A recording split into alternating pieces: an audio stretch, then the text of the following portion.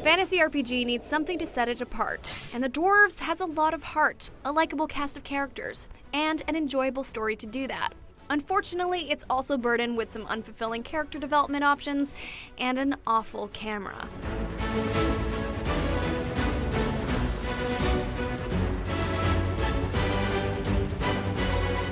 As far as the story goes, The Dwarves is a good and faithful adaptation of the book it's based on.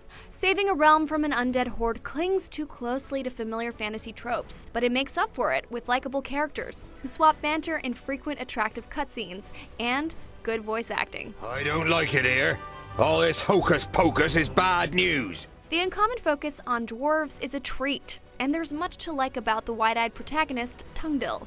Yet the Dwarves also does right by not shying from the book's dark moments. And where her beautiful eyes once were, are now gaping black holes.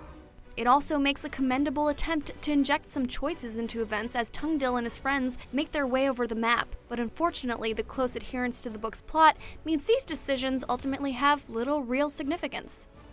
It's a shame that the gameplay doesn't quite match the 10-hour story in quality. It's great that you can play with and level up 15 different characters, but traditional RPG gear optimization is out of the question, since you can only equip with a single talisman, rather than armor and weapons. Many of the 5 obtainable skills for each character are fun to watch in action, and it's fun to use them to your advantage by knocking enemies into pits, or literally jumping into the thick of battle.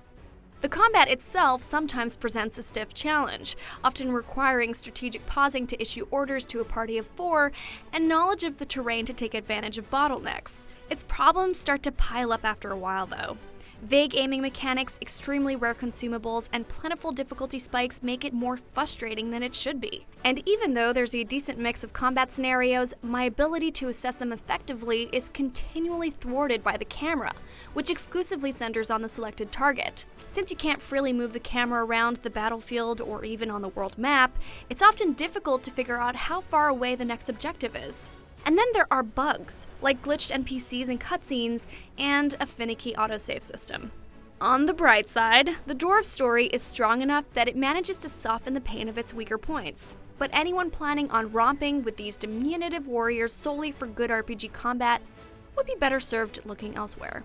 For more on fantasy role-playing games, stick with IGN.